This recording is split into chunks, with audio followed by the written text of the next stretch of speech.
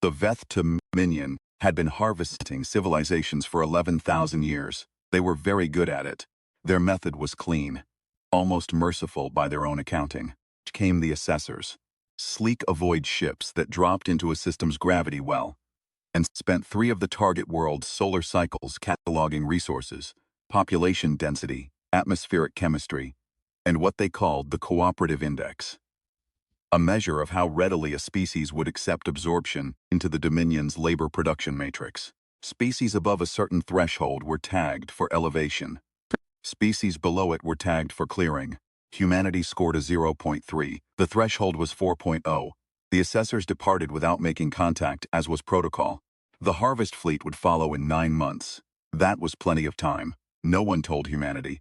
Marit Sokolova found out the way most people find out about things that will end their world sideways.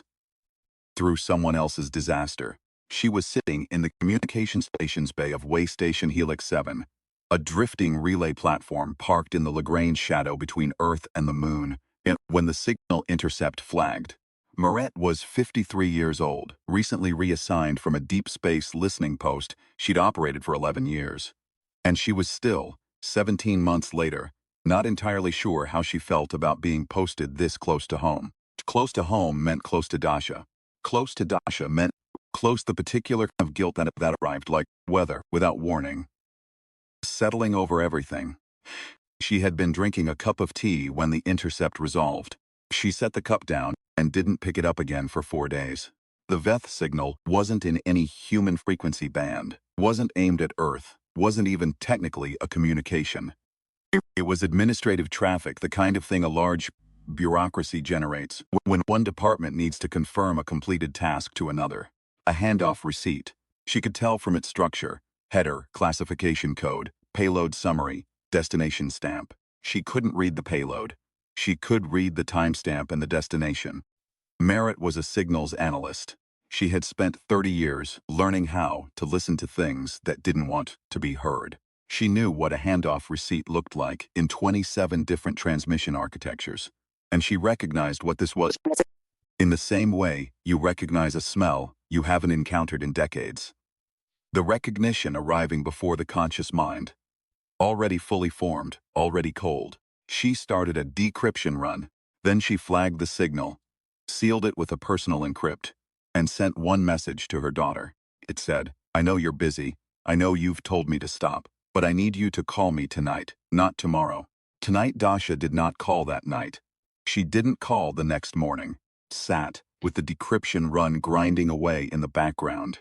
And she ate her egg. She always made an egg in the morning, had since before Dasha was born. Something her own mother had done. And she stared at the wall and thought about a man named Ivan, who had loved the sound of radio static, who had called it the universe thinking out loud, and who had been dead for 2 years and 4 months, and who she missed. Some days, the way you miss air. Decryption run returned results at 0400 on the 3rd day. Marit read the payload summary 3 times. Then she picked up her communicator and bypassed the chain of command, entirely directly contacting the office of the Secretary General of the Allied Worlds Defense Council. And she said, "I need 45 minutes with whoever makes decisions. We have 9 months." They gave her 30. The briefing did not go well, in the sense that nothing went well in the months that followed, which is to say that it went exactly as it had to, producing exactly the correct amount of chaos, the correct cascade of disbelief, followed by acceptance, followed by the particular focused terror of people who have been handed a problem with a deadline and no obvious solution. There were those who wanted to negotiate. The Veth had a language. They had ships. They clearly had administrative processes. Surely beings who generated handoff receipts could be reasoned with. Mret sat in 7 different negotiation and strategy meetings over the first 2 months and said the same thing in each one. "You're assuming they have a category for us that includes counterpart. They don't. We scored a 4.3. A 0.3 means we are not a party to any conversation. We are a task to be completed." "How can you be certain?" they asked her. "Because I have been listening to the dark for 30 years, she said. "And I know what a thing sounds like when it doesn't know you can hear it." The negotiators kept negotiating anyway. She didn't blame them. When you have children and you are staring at the end, you will try every door. Dasha finally called on the 48th day. She had seen the news. It had been impossible to suppress beyond week 6. She called from her apartment in Oslo, where she worked as a habitat architect, designing long-duration enclosed ecosystems for off-world communities. And her face on the screen was tired in a way that had nothing to do with sleep. "Mom," she said. "I know," Merritt said. "Are you? I'm fine, I'm working." Dasha looked at her. "You called me. Before any of it was public. You knew before anyone." "Yes, and you called me first." The truth was she had called the Secretary General's office first. But she had called Dasha second, before the generals, before the science boards, before the defense committees. That was true. "Yes," Merritt said. Dasha pressed her hand to her mouth for a moment. She said, "What do we do? What we always do," Merritt said. "We figure it out." This was the thing about Maret Sokolova that most people found either deeply comforting or profoundly irritating, depending on their temperament. She meant it. Free time. She had said it to Shah when Dasha was 9 years old and failing mathematics. She had said it when Ivan was diagnosed. She had said it in the dark of a hospital corridor at 3 a.m. When the doctors had used the words, "We've done what we can," and she had needed to find somewhere to put the grief that didn't swallow her whole. She figured it out. That was not optimism. That was not naivety. It was a decision, made and remade every morning like the egg. You chose to keep going, and then you kept going. The thing the Veth did not know about humanity. Could not know, because their cooperative index measured only the willingness to accept direction from an external authority, and humanity scored catastrophically low on that. Was what humans did when faced with a deadline they had no business meeting. They interfered. Not in any organized way at first. The Defense Council launched Project Threshold, a weapons development initiative funded at a scale that made every previous military program in human history look like a hobbyist's budget. 17 research teams across 9 worlds simultaneously pursued kinetic, energetic, biological, and conceptual approaches to the problem of stopping a fleet that, based on the intercepted signals metadata, consisted of somewhere between 400 and 800 vessels. Maret was assigned to Threshold as a signals intelligence consultant. She moved her quarters to the primary research installation on Callisto, a deep ice complex bored into the moon's silicate crust, cold and humming, and lit with the particular blue-white light that humans used in spaces where they needed to stay sharp. She worked 18-hour days. She ate her egg every morning in a cafeteria that smelled of recycled air and bad coffee. And she called Dasha every third night. She also, without being asked, made herself useful in ways that were not strictly within her assignment. She noticed that Dr. Fenwick's decryption team in Lab 7 was working with an outdated compression algorithm for parsing Veth navigational signals, and she mentioned this to Fenwick, who was initially annoyed and then, after 2 days of not sleeping and reworking the algorithm from scratch using Merritt's suggestion, forwarded a message to her that said only, "How did you know that?" She wrote back, "I've been listening longer than anyone else here." She noticed that the young ensign running communications intake for the third shift, a kid named Thomas, 19 years old, from Caracas, clearly brilliant and clearly convinced that nobody realized this, was being given work 3 grades below his actual capability level, because his direct supervisor was the kind of person who confused efficiency with status protection. She said nothing to the supervisor. She walked up to Tomas at his station one afternoon and set a tablet on the desk beside him, a signal analysis problem she'd been working on, one she technically could have solved herself, and said, "I can't make sense of this. If you figure it out, tell me what you found." He had her answer in 6 hours. She forwarded it to Fenwick, attributed to Tomas.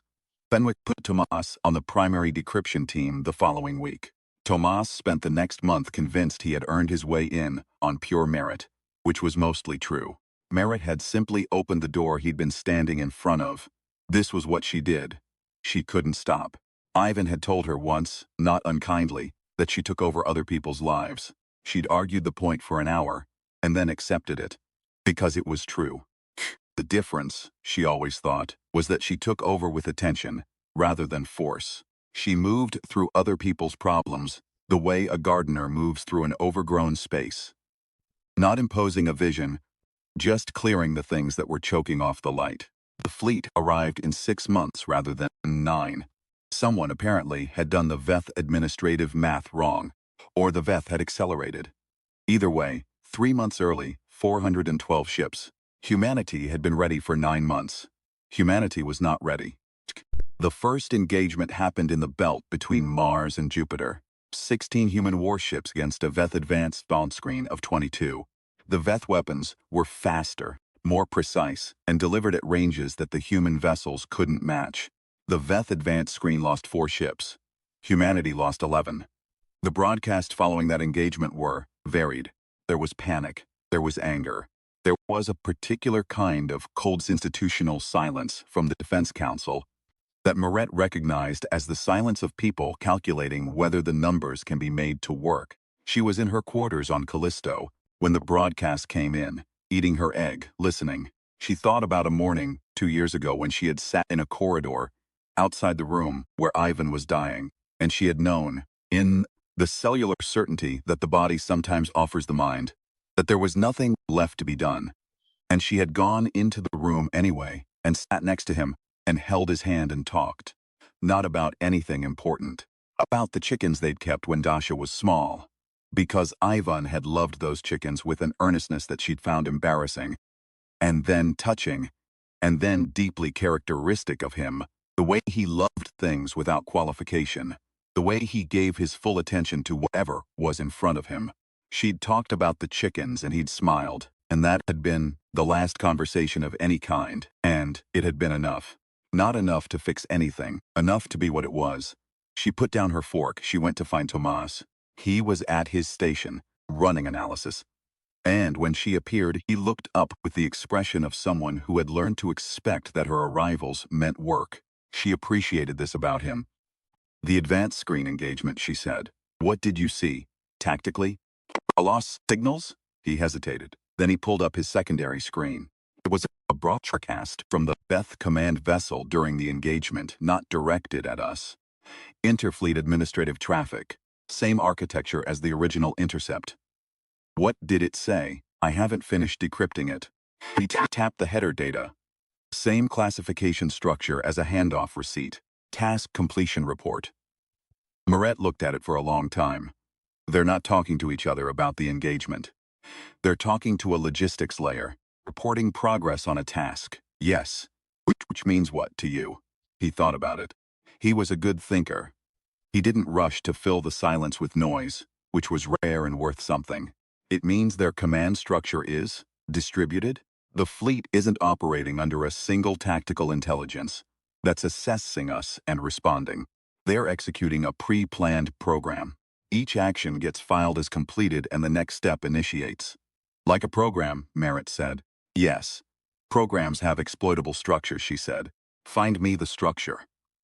What Tomas found, over the next 11 days, working with Fenwick's team, and 3 other specialists Merritt had quietly collected from various departments where they were being underused, was this.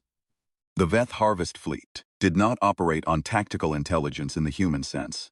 It operated on a hierarchical task completion matrix, a system of interlocking administrative protocols so deeply evolved over 11,000 years that it had achieved the efficiency of instinct without developing anything resembling adaptability. Each ship was assigned a set of task categories. Each task category had a completion protocol. When a task completed, the protocol filed a report and initialized the next task in the sequence. The fleet moved like a vast, beautiful, perfectly calibrated mechanism. A mechanism had gears. Gears had gaps. The Veth had never encountered a civilization that operated the way humanity did. Not because humanity was special in some cosmic sense, but because humanity, specifically, had an almost pathological inability to stay in its assigned lane. Human systems were anarchic at the substrate. People did things they weren't supposed to do, found connections that weren't in the plan, inserted themselves into processes they had no authority to touch, and occasionally, unpredictably, infuriatingly, gloriously, solved problems that weren't solvable by the methods the problem had anticipated. The Veth task matrix had protocols for resistance. It had protocols for conventional warfare. for electromagnetic interference, for even biological countermeasures. It had no protocol for an enemy who refused to be categorized correctly. Specifically, it had no protocol for an enemy who was already inside the administrative layer. Maret had been inside the administrative layer for 4 months. Not literally. Psh. Not in any way that the Veth would have recognized as infiltration. Because they had no concept of the kind of interference she had been running. What she had done was this. Using the decrypted signal architecture, using the 17 intercepts her team had accumulated over 6 months, using Tomas's insight about the task completion structure, and Fenwick's algorithm, and the work of 11 people, who had been quietly, persistently meddling with a system they had no business touching. She had mapped the Veth administrative layer. She knew its vocabulary, its rhythm, its filing conventions, the way it categorized tasks, the header formats for different priority levels, the specific packet structure that a completion receipt needed to contain in order to be accepted without review by the next layer up. She had been drafting those receipts for 6 weeks, not sending them. Drafting, checking, showing Tomas, who would find errors she'd missed, correcting, checking again. The Veth task matrix, she had come to understand, was the biological equivalent of a bureaucracy so entrenched that it had become the organism. The fleet was not an army with a commander making decisions. The fleet was a process, and the process ran on paperwork. The second engagement happened 8 days after Tomas's discovery, 60,000 kilometers from the Martian orbital stations. This time, humanity fielded 37s and warships, and a new weapons system reverse-engineered from debris recovered after the belt. Engagement. A kinetic delivery mechanism that operated at a range the Veth hadn't expected from human technology, because the Veth's intelligence assessment of human capability had been conducted 3 years prior, and humans had, in 3 years, iterated the relevant weapons systems 4 times in response to the intercept data. This time the numbers were different. This time humanity lost 8 ships, and the Veth Advance screen lost 12. But the main fleet was still there. 400 vessels, most of them undamaged, bearing down on a species that had no realistic path to winning a straight fight. Maret drafted the receipt. She was in Lab 7 when she finished it. It was very early morning. The cafeteria wasn't open yet. She'd made herself tea on the lab's small burner, standing in the galley space that smelled of metal and cold. And she'd looked at the draft on her screen, and she'd thought about Ivan for a moment. Specifically about the way he'd had of standing in doorways when something was finished. Just standing there, not entering the room, not leaving it. In the threshold, as if the threshold itself was worth inhabiting. She thought, this is either very good or completely wrong, and there's no way to know without doing it. She thought, that's true of everything. She thought, if we are wrong, we have probably accelerated the timeline by about 6 days. Which is not nothing, but it is also not as bad as it sounds, because the Defense Council has its own timeline and the two things will either compound or they won't. She thought, Dasha is in Oslo. Dasha is designing habitats for people who will need somewhere to go. Dasha is, in her own way, doing exactly what I'm doing, which is refusing to accept that the situation is beyond fixing. She sent it. The receipt Maret's team transmitted was a Tier 2 Harvest Protocol completion acknowledgement, filed to the Veth Fleet Logistics layer from a spoofed administrative node address that matched the header signature of a Veth Deep Systems support vessel that had, based on the intercept data, gone dark 6 weeks earlier. The receipt stated, in the specific administrative vocabulary of the Veth task matrix, that Category 7 surface preparation, the protocol phase that preceded the primary clearing sequence, had been completed for the target body. The target body in the receipt was Earth. The implication, in Veth administrative terms, was that a preliminary surface team had already done the preparation work. The Category 7 task was done. That the fleet's next action in sequence should skip Category 7 entirely and initialize Category 8, which was Resource Assessment Confirmation, a protocol that required stationary survey rather than active fleet movement. Resource Assessment Confirmation was classified as a non-urgent secondary verification. Under Veth Protocol, non-urgent secondary verifications could be deferred during active fleet engagement operations. The fleet had been in active fleet engagement operations for 11 days. The deferral initiated automatically. The fleet stopped. It didn't stop in the way a thing stops when it decides to stop. It stopped in the way a mechanism stops when a gear disengages.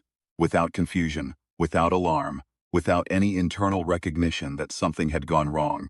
The next task in the sequence was deferred. The fleet maintained position, filed its own receipt, confirming the deferral. The deferral receipt was routed to the logistics layer. The logistics layer was a spoofed address run by a signals analyst and a 19-year-old ensign from Caracas on a deep ice installation on Callisto. Turret received the deferral receipt at 0447. She read it. She set down her tea. She looked at Tomas, who was staring at his screen with an expression she recognized because she'd seen it in Schmears. The expression of someone who has pulled the thread and cannot quite believe that the sweater is actually unraveling. "How long does a deferral last?" she asked him. "Under the protocols we mapped, the system will generate a deferral review prompt in approximately." He did the math.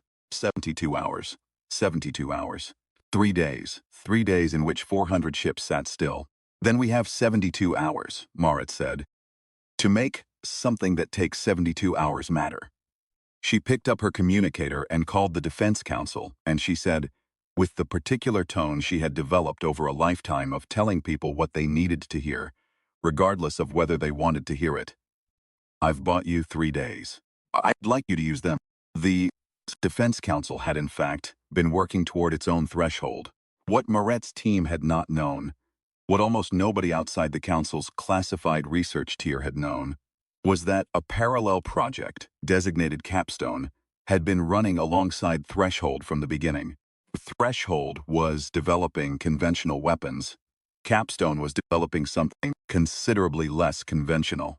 Humanity had, in 6 months, reverse-engineered enough of the Veth propulsion signature to synthesize a targeted resonance interference device.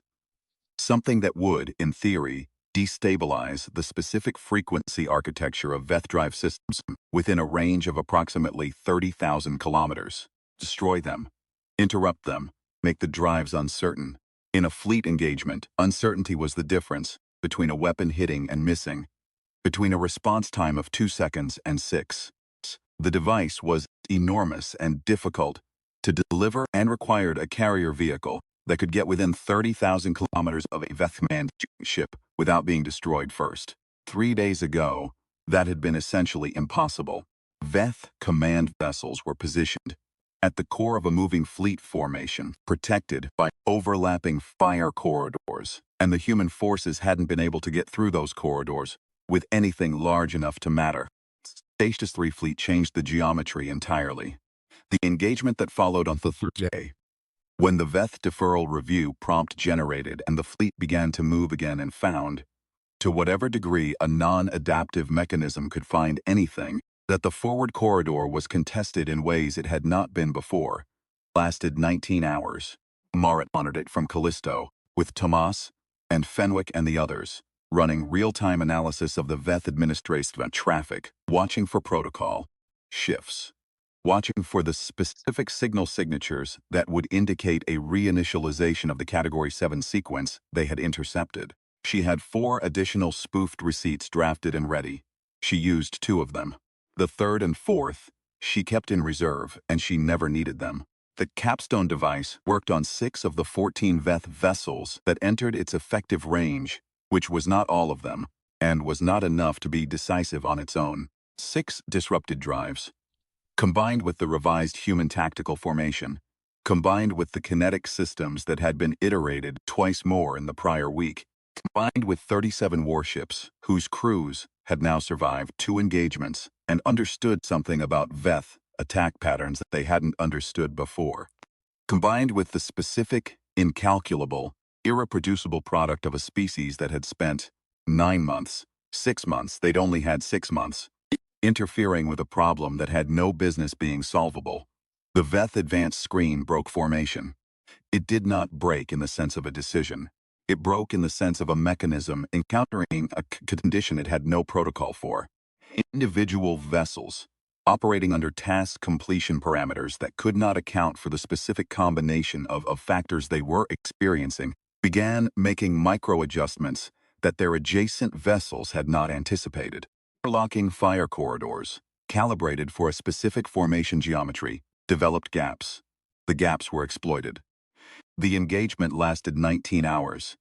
At the end of it, the Veth fleet had retreated to the outer edge of the system, destroyed, not defeated in any absolute sense, treated, filing the retreat as a protocol pause under Category 6, Obstacle Response, a classification that required, under the task matrix's own procedures, a full administrative review before the Harvest Protocol could reinitiate. The administrative review would take time. The Veth, apparently, had a great deal of bureaucracy. So did humanity. Humanity's bureaucracy had a different character. It was messier, less efficient, full of people who wandered into the wrong room and stayed because they found something interesting. People who called when you told them not to call.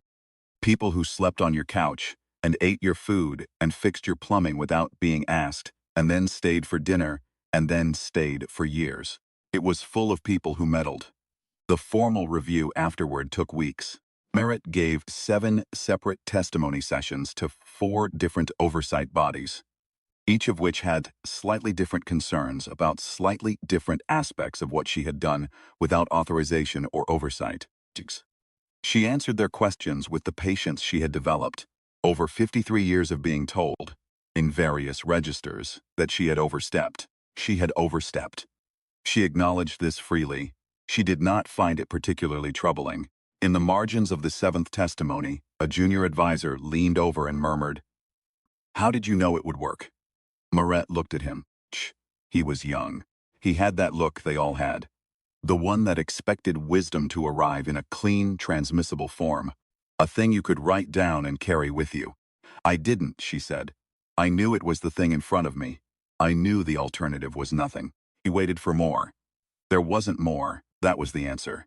Dacia flew to Callisto 3 weeks after the engagement. She wasn't supposed to. Her work contract specified Earth and Mars orbiting habitats, not Jovian installations, and Callisto required a 2-week transit each way. She came anyway. She arrived looking tired in the way that meant she'd been working too hard, which Merritt recognized because she'd been the one who taught her to work that way, and she brought a bag of things from Earth that she'd thought her mother might want. Real coffee, a particular kind of biscuit, a photograph printed on paper rather than displayed on a screen, which was a thing Merritt had not known she missed until she was holding it. It was a photograph of Ivan, taken on the day they'd brought their chickens home. He was standing in the doorway of their house, their first house, the small one outside Yekaterinburg, with the broken fence they'd fixed over 2 summers, and he was holding a chicken. He was laughing. He looked young. He looked exactly like himself. Merritt looked at it for a long time. "I should have called you back," Dacia said. "That first night, I should have called. You were busy. I was scared.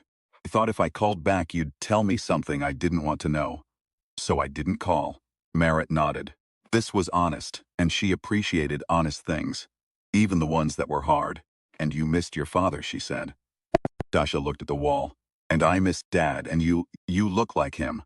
Sometimes when I look at you, I know. You look like someone who's trying to hold the whole thing together and won't tell anyone when it's heavy." "It's not always heavy," Moret said. "Sometimes it's just there, and you carry it and you're fine." "Mom." "I'm fine, Dacia." Dacia looked at her. She had Ivan's eyes, Dacia did. Not the color, which was her mother's, but the quality of attention in them.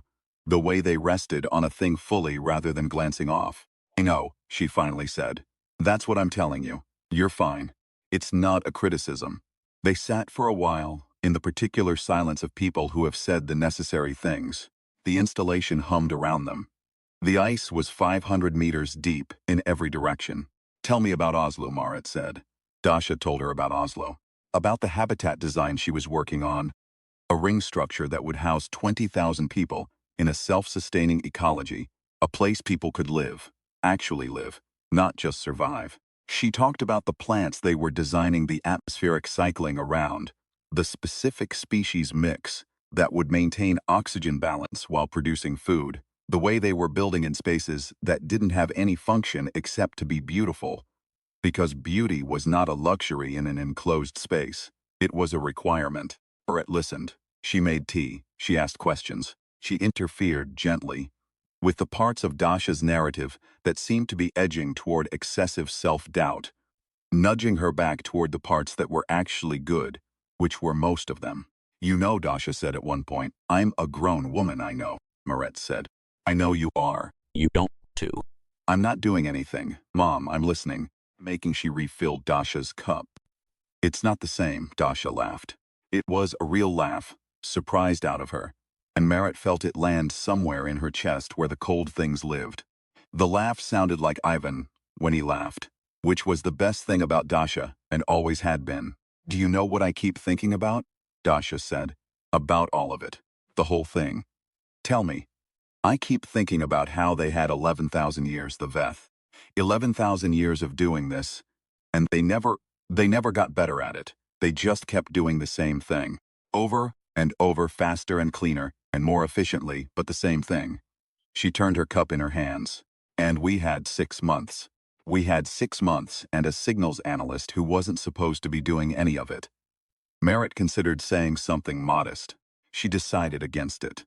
Your father always said that the people who save things are never the ones who were assigned to save them.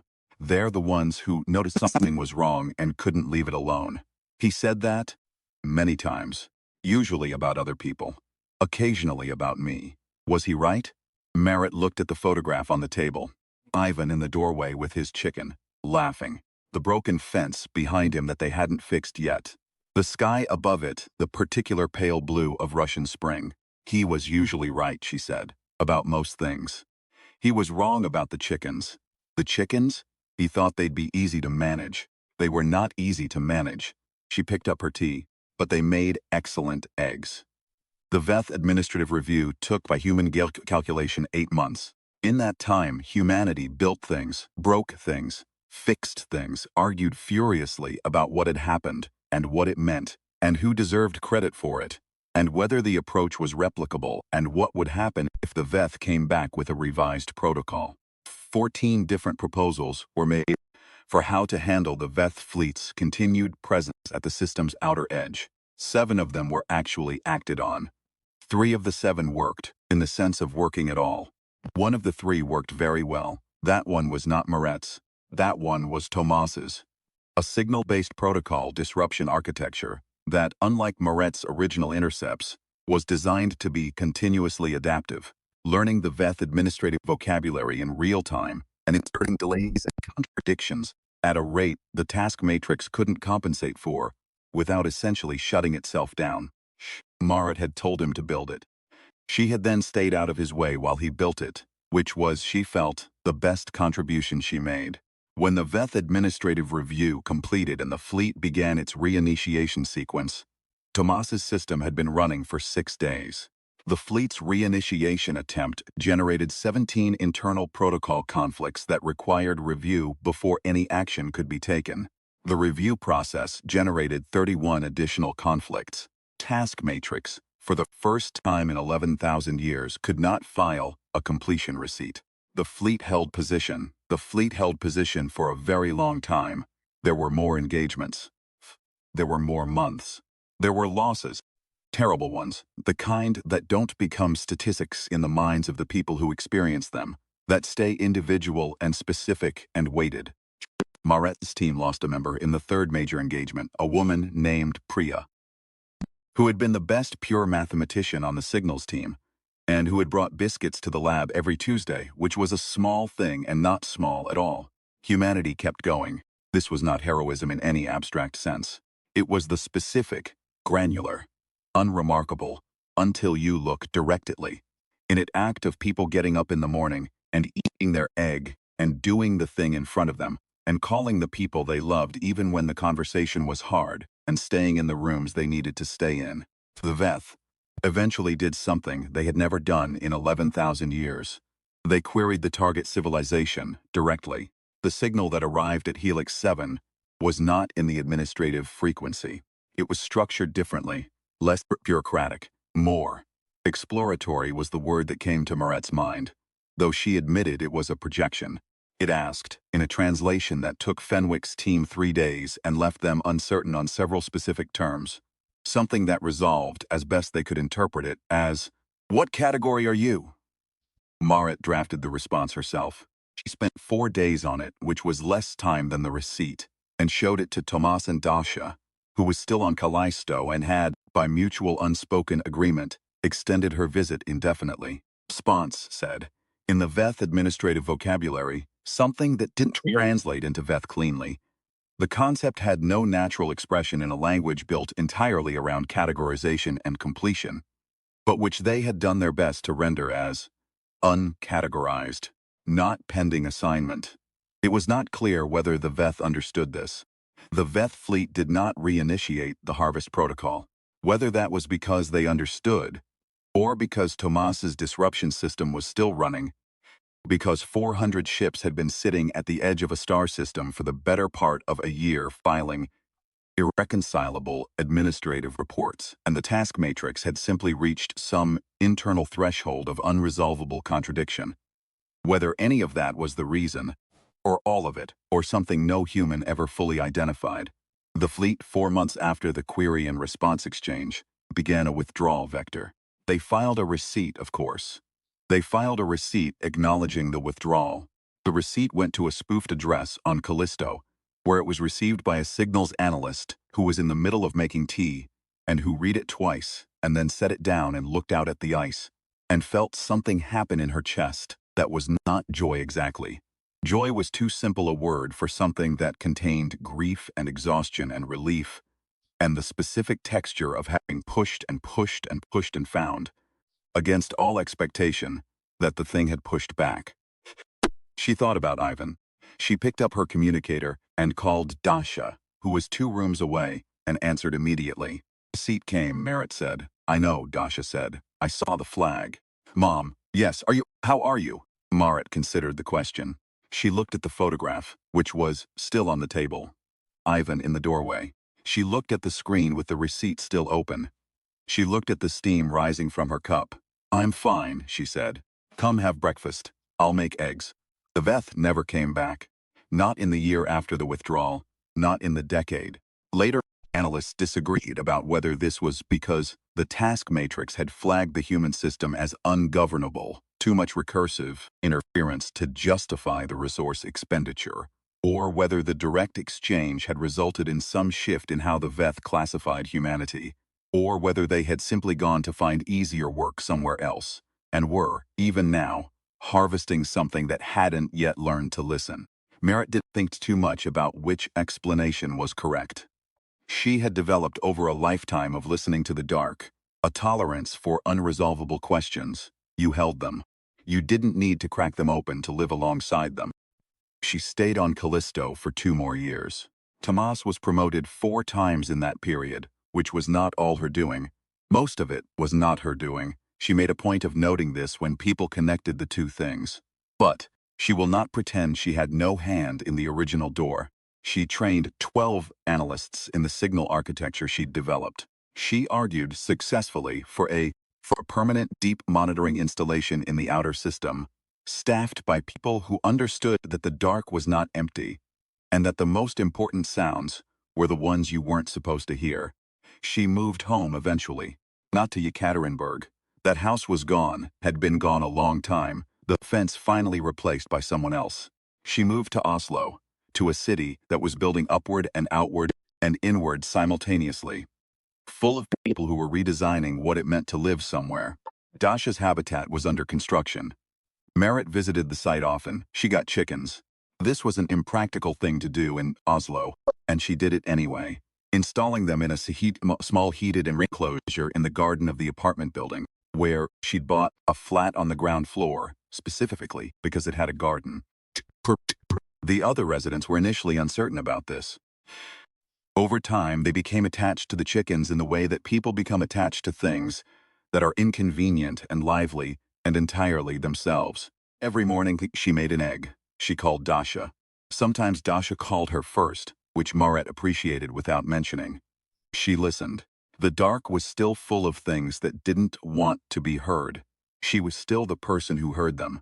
She didn't see any reason to stop.